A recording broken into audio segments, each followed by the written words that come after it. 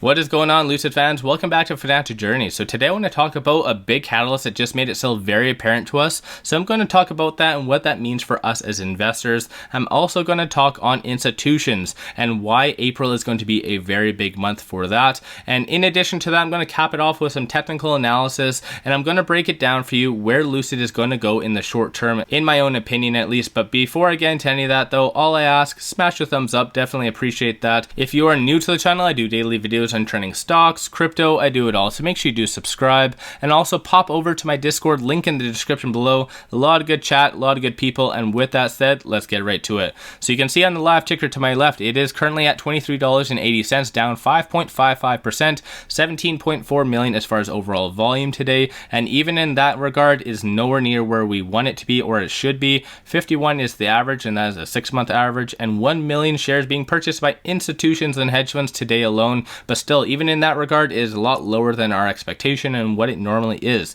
So I'm going to break that all down for you. But when it comes down to the big catalyst, it is this: Tesla was spotted benchmarking a Lucid Air, and it was seen on their Fremont factory's test track. So that's a very big deal. Having number one use number two as a benchmark, that shows something is in the air and that we are doing something very much right. And this isn't the first time that hypothetically a Lucid was used as a benchmark. This was done in February. So Ford used a Lucid Air as a benchmark as well. So there's a lot of big names coming into the EV sector, and when it comes down to it, they're using Lucid because Lucid has a amazing technology, hands down. I've been saying that since the get-go. Lucid's technology is next level. This is why a lot of people and a lot of institutions look at Lucid. And I just want to show you this as well. So this is a list of the largest EVs based on market cap. So you see number one, Tesla, and Lucid is now back at number two. So Lucid did regain that from Rivian.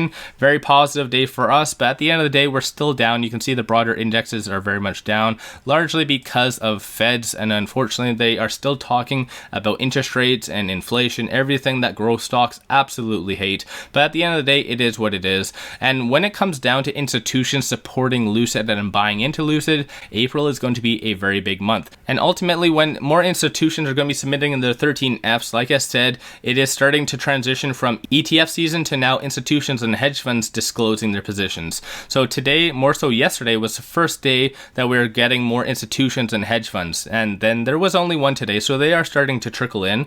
But like I said, mid to end April, that is when the big players are showing their 13Fs, disclosing their positions, and that is going to be a very exciting time for Lucid because a lot of retail investors look for this for guidance. As odd as that sounds, they feel reassured when Morgan Stanley, that on a side note, will be one very interesting 13F to see if they have been adding, selling, whatever it is. That one will be good to watch for. But still, a lot of retail investors look at PIF, Franklin, a lot of big names to see exactly what they're doing, and they mirror those trades. But more so today, you can see there was only one submitted today. I am not going to say that name, 𝗖𝗢𝗡𝗘𝗖𝗧. I completely butchered it, but on a side note, that's neither here nor there. They do have calls, puts, and physical shares. They added to their calls, puts, and look at this, 2,785% more on their physical shares. So I do anticipate this is going to be mirrored throughout April. A lot of institutions are going to be showing that they added to Lucid, especially considering over the previous quarter, Lucid was extremely cheap as it is right now.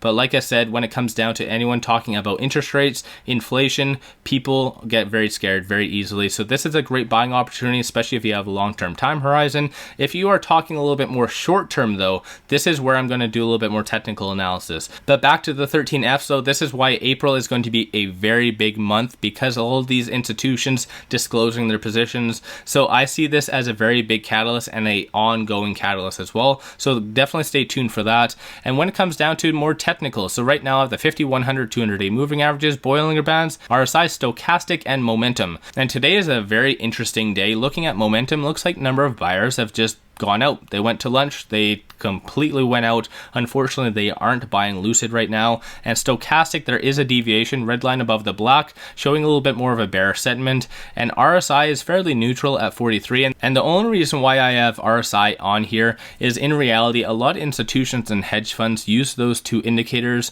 in their algorithms to signal buying opportunities. So when the RSI typically is around 30 or lower, that's a great buying opportunity, and 20 or lower when it comes down to stochastic. And And looking on the actual chart, we did transition from the higher to the lower percentile of the Bollinger Band, which again is another bearish signal. This is why we are selling off as much as we are. Just want to pop over to this. We were very close to the R1. So we did have a lot of optimism to get and have a good breakout, but unfortunately there was a lot of things happening. Pivot point, $24.68. That was also another big resistance point that we seem to have just broken past. So right now at the end of the day, 21.75 is potentially where we could go in the short term. That definitely is by no means what a lot of individuals want to hear. So right now I do see us trading between the S1 and the pivot most likely in the short term over this week. Depends what comes out in the news, whether it be from Russia or the Feds or whatever it is, could dictate whether we actually break below the S1 or above into the pivot again. So we have a lot of momentum to do either. Just unfortunately we need a little piece of news. We need something to grasp onto, and right now there's just a lot of fear in the market. But keep in mind though, I am not a financial advisor, so do your own due diligence at the end of the day. But with that said, let me know your thoughts on Lucid in the comments below. If you haven't already, smash the thumbs up, subscribe, do all that fun stuff, greatly appreciate that. If you do like my channel and support the growth, take a look at my memberships, link in the description below, or just hit the join button at the bottom of the screen. With all that said, I appreciate you guys watching. Let's all make a lot of money on Lucid.